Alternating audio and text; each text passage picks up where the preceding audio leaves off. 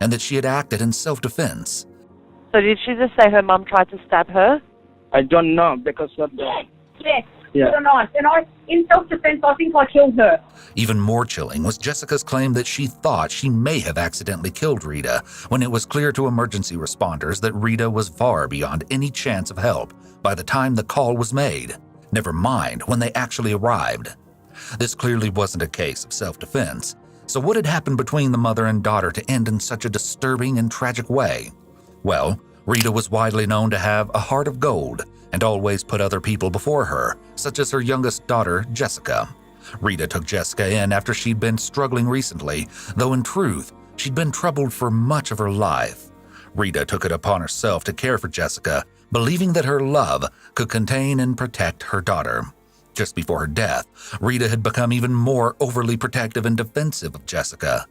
It doesn't sound like the kind of mother-daughter relationship that could end the way it did, does it? Well, you see, Jessica has multiple mental health diagnoses, including an intellectual disability and intermittent explosive disorder, which often manifested in what a psychiatrist described as rage attacks. She also was diagnosed with autism spectrum disorder.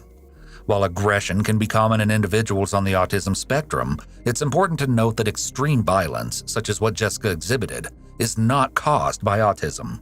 However, her unusual behavior after the killing and her overall lack of emotion in the 911 call could be explained somewhat by her autism diagnosis.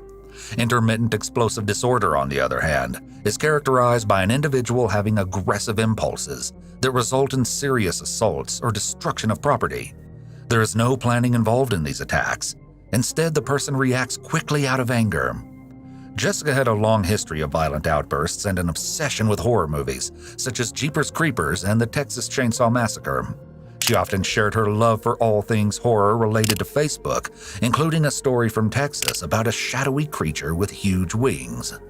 Highly restricted, fixated interest with abnormal intensity is a common symptom of autism.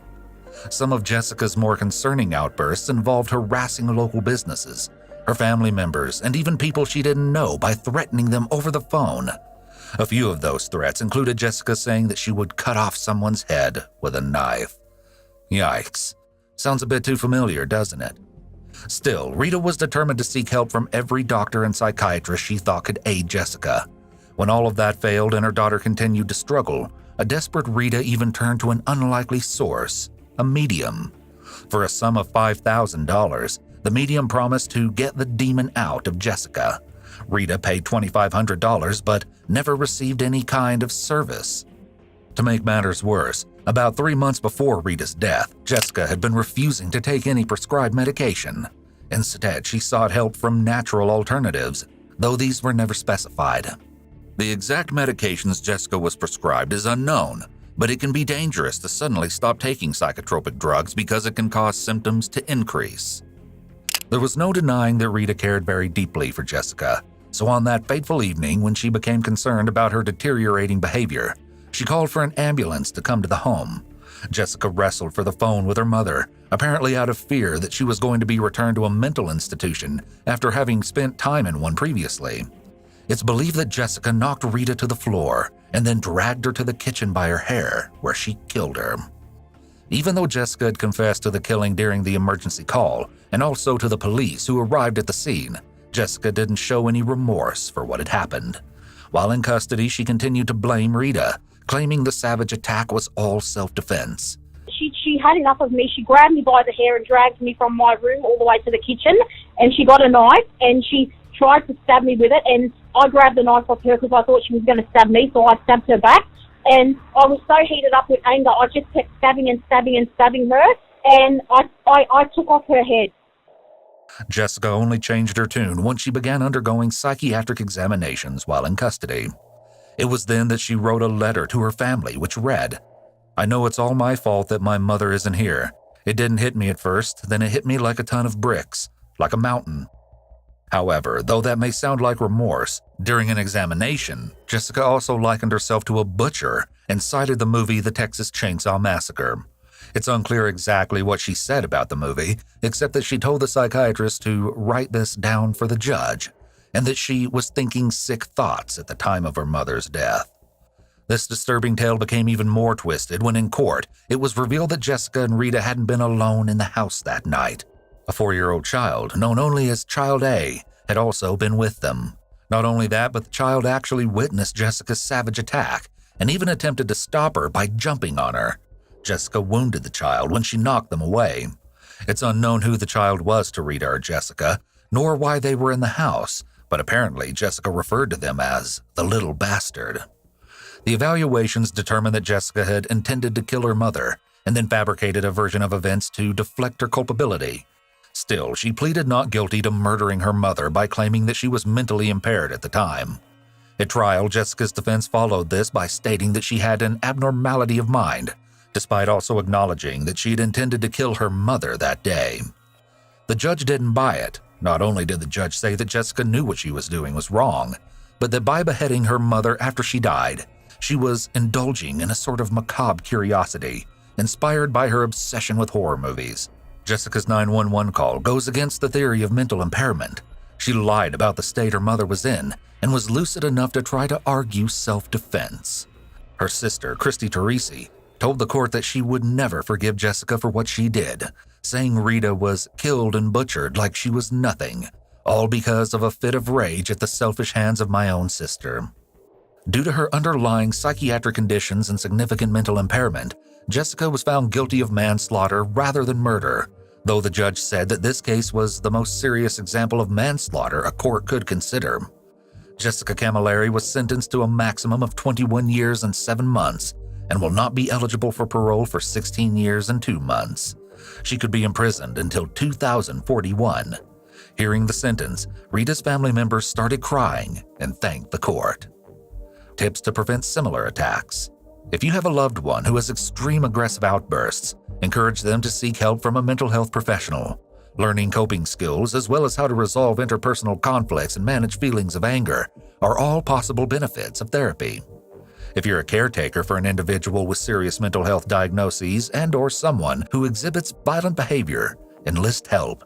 Having a good support system of family and friends, doctors, and mental health professionals can take some of the caregiving weight off you and help ensure your own safety.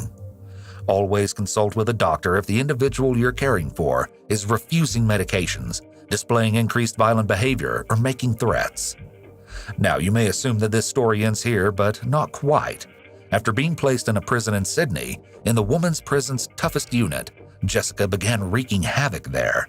In a situation eerily similar to what happened to Rita, Jessica, reportedly in a fit of rage, grabbed another inmate by her hair and attacked her because she was hungry.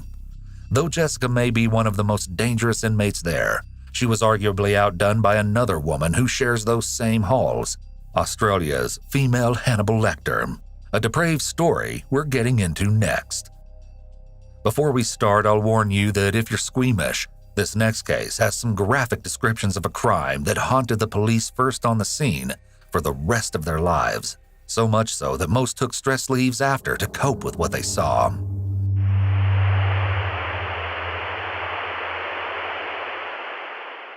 The peaceful New South Wales town of Aberdeen in northwest Australia was rocked by a horrific scene that would eventually shake the entire country. 44-year-old John Price was known as a friendly neighbor and an overall nice guy around the community, so it was highly unusual when he didn't make it to work on March 1st, 2000. One of his colleagues decided to check on him and stopped by his house. However, they knew something horrific had happened when they spotted blood on the front door. John's co-worker immediately called the police. The authorities arrived at 8 a.m. There was no way that they could have ever prepared themselves for what they found. The first thing they noticed was a pool of blood in the hallway just beyond the door, which spread throughout the rest of the house. Except for the ominous presence of blood, nothing else looked amiss at first. They then discovered that the dinner table had been left perfectly set for the next meal, steaks with vegetables already laid out on the plates. But it was what the police found in the next 2 rooms that they would never be able to forget. There's no way to say this except that sitting in a large pot on the kitchen stove was a human head, nestled among the cooking vegetables. Baking in the oven were parts of a body. Now, that would stop anyone in their tracks, but somehow it got even worse as the police continued on. In the living room, they found human skin hanging from a beam on the roof. The victim was none other than John Price. As you can imagine, this horrific scene wasn't something the investigators would be able to forget. The grotesque remains were not the only shocking discoveries in the House of Horrors. Catherine Mary Knight, John's girlfriend of 4 years, was also found asleep on the bed. Catherine, a worker at a slaughterhouse, was allegedly discovered unconscious from the medication she'd taken. As the investigation got underway, it was revealed that John had been stabbed multiple times with a butcher's knife, and with considerable expertise and an obviously steady hand. However, due to the savage nature of the attack, it was difficult to count the exact number of wounds. Still, the evidence told a disturbing story. Because the pot where John's head was found was still warm, it appeared that he had been killed middle of the night on February 29th. The blood also indicated that the attack had begun while he was lying in bed. He was struck or stabbed, but tried to escape down the hall towards the front door. John actually managed to make it outside, which is how blood ended up on the door.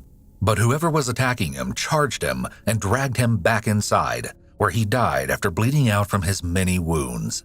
One thing that was enormously clear to investigators was that this evil crime, one that would echo in Australia's history, had been planned, and the killer knew exactly what they were doing. Given the amount of gory evidence, Catherine was charged almost immediately, though she was first treated at a hospital for the near overdose from the medication she'd taken before being moved to a psychiatric ward. But to everyone's surprise, Catherine claimed that she had no memory at all of what happened that night. She claimed that the last thing she remembered was watching TV, and then nothing else. To most who knew her, Catherine was often regarded as friendly and someone who loved socializing at the local pub. She was also known to be a good worker at her job at the slaughterhouse. But in her private life, she hid a dark secret.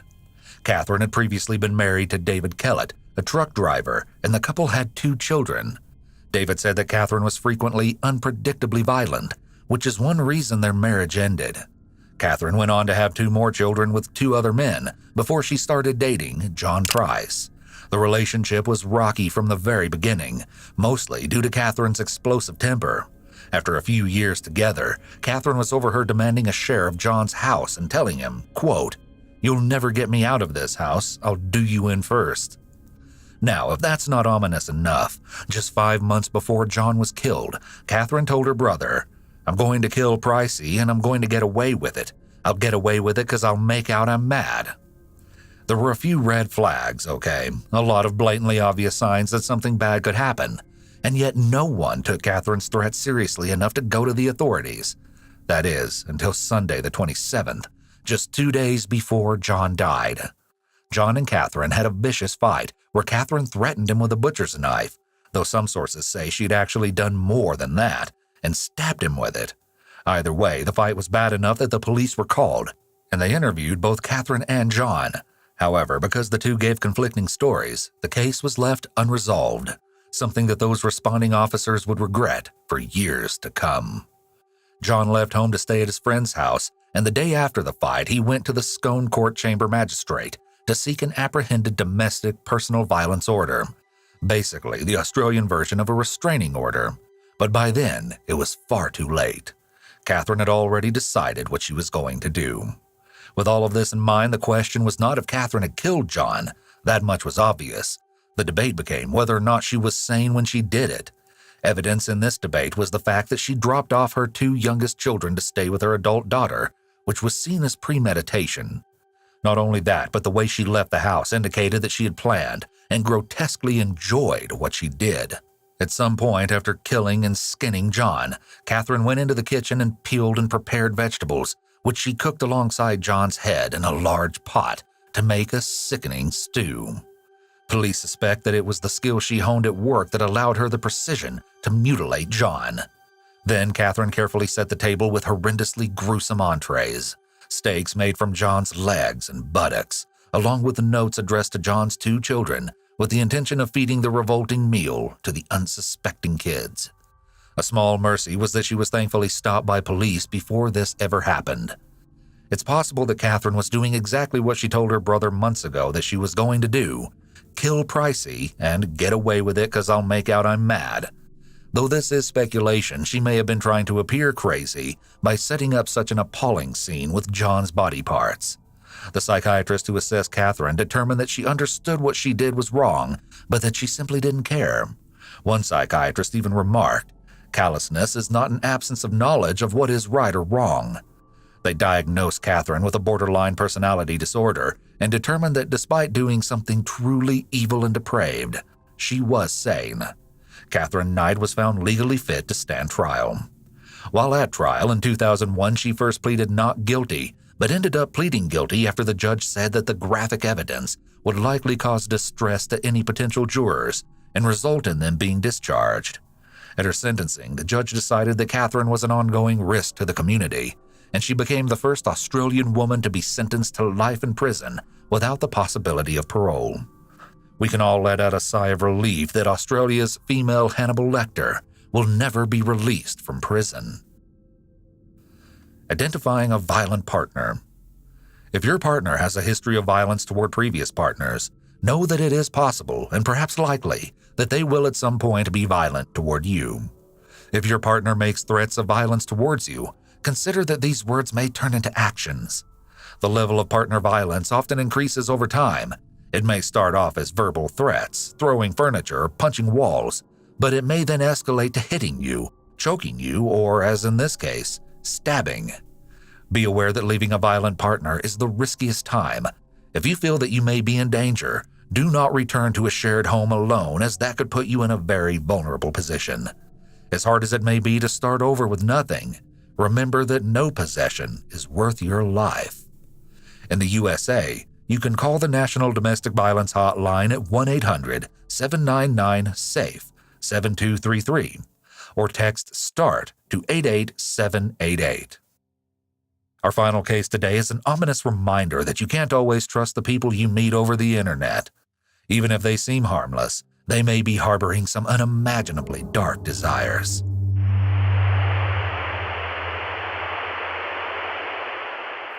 Though 23-year-old Bobby Jo Stinnett from Skidmore, Missouri, worked at the Kawasaki manufacturing plant in nearby Maryville, her true passion came from raising and breeding dogs. It was the kind of thing that only people who really got it understood, which is likely why Bobby Jo found herself reaching out to like-minded people online. She became active as part of an online chat room devoted to the niche love of showing and breeding rat terrier dogs called Ratter Chatter. In December of 2004, Bobby Jo was not only expecting a litter of puppies, which she excitedly told the group about in the hopes of selling them, but she was also 8 months pregnant herself.